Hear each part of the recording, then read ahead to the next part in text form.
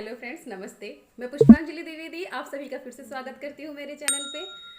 आज हम बात करेंगे न्यू एजुकेशन पॉलिसी 2020 के बारे में।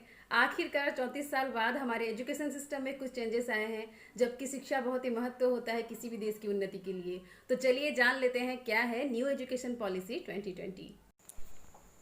फाइनली 34 साल के बाद भारत की शिक्षा व्यवस्था में फिर से चेंजेस आ ही गए। इतने सालों से जो शिक्षा व्यवस्था चल रही थी, जिसमें हम 10+2 के फॉर्मेट को पूरी तरह से देख रहे थे, अब वो 10+2 का फॉर्मेट पूरी तरह ख़त्म हो चुका है और हमारे देश में हमारा जो स्कूल का पाठ्यक्रम है वह अब 5+3+3+4 के हिसाब से होगा।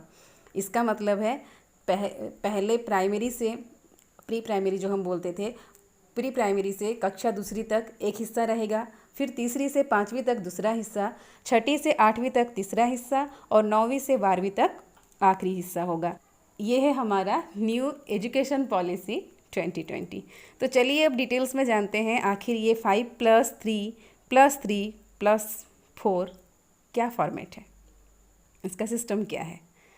तो इसमें पहले जो 3 साल है, जो हम बोलते हैं फाउंडेशन स्टेज है, वह 5 साल का हो गया है। इसमें बच्चे पहले 3 साल आंगनबाड़ी या फिर प्री स्कूलिंग की शिक्षा प्राप्त करेंगे, फिर अगले 2 साल वह क्लास फर्स्ट या फिर कक्षा पहली और कक्षा दूसरी की पढ़ाई करेंगे। इन 5 सालों में बच्चों को पढ़ाने का जो पाठ्यक्रम होगा वो नए तरीके से तैयार किया जाएगा और ये पूरी तरह से एक्टिविटी बेस्ड लर्निंग होगी। एक्टिविटी आधारित पाठ्यक्रम या फिर एक्टिविटी आधारित शिक्षण पर ध्यान दिया जाएगा। इसमें 3 से 8 साल तक के बच्चे कवर हो पाएंगे।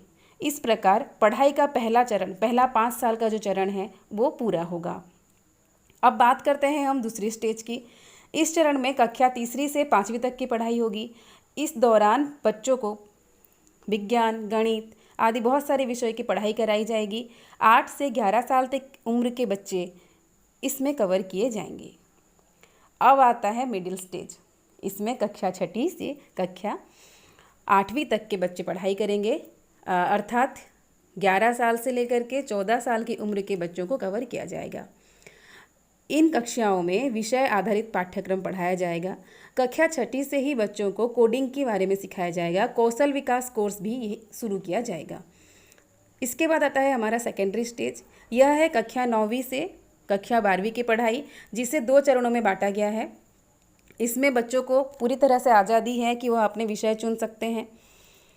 पहले सरकारी स्कूलों में प्री स्कूलिंग नहीं थी। कक्षा 1 से 10 तक सामान्य पढ़ाई होती थी और कक्षा 12 से वह अपना विषय चुन पाते थे, लेकिन अभी वो सिस्टम पूरी तरह से बदल दिया गया है। अब बच्चे अपने तरीके से अपने विषय का चुनाव कर सकते हैं। स्कूल के एजुकेशन सिस्टम को नेशनल एजुकेशन पॉलिसी ने एक ग्लोबल विजन दिया है।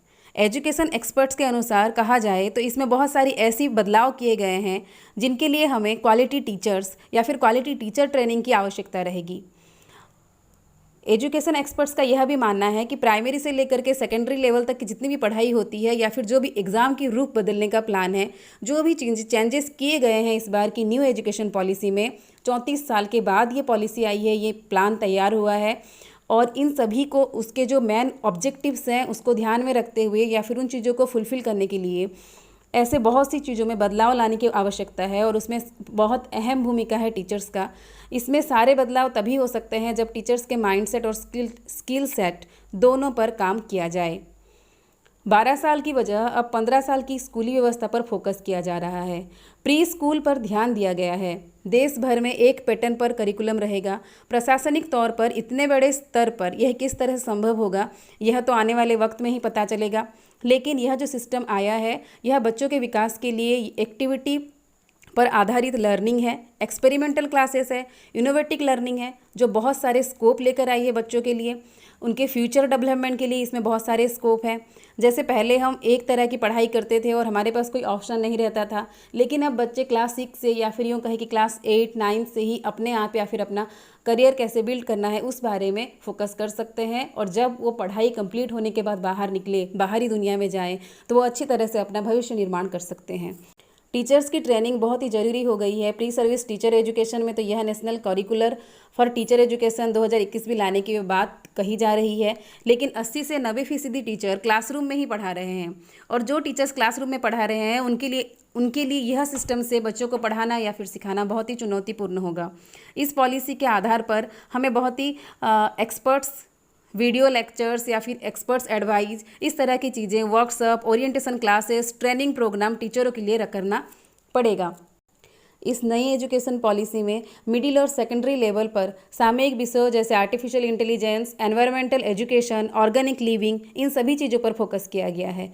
यूँ कहा जाए यह 21वीं शताब्दी की स्किल्स पर भी जोर दे रही है।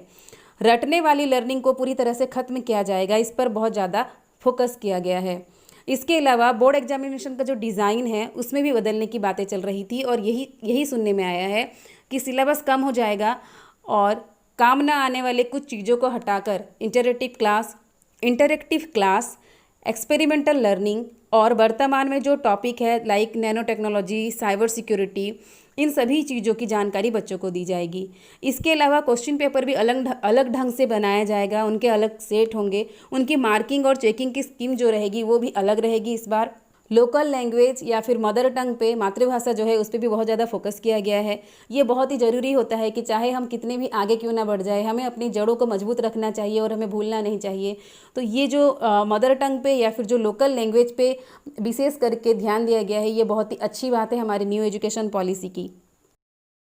इन सब के साथ बहुत सारी चुनौतियां भी शायद हो सकता है कि फेस करना पड़े। वो ये है कि ज़्यादातर टीचर्स हमारे यहाँ पे इतने स्किल या फिर टोटली जो ट्रेंड है वैसे नहीं रहते हैं। तो अब इन विषयों को पढ़ाने के लिए या फिर न्यू एजुकेशन पॉलिसी को पूरी तरह से फलीभूत होने के लिए हमें किस तरह के क्रिएटिव स्किल, अच्छे माइंडसेट, अच्छी ट्रेनिंग टीचर्स की रिक्वायरमेंट रहेगी, उसके लिए क्या रहेगा सरकार का अगला कदम, ये जानना बहुत ही दिलचस्प होगा। अगर आप लोगों को मेरा वीडियो अच्छा लगता है तो प्लीज़ लाइक सब्सक्राइब कीजिएगा। Thank you.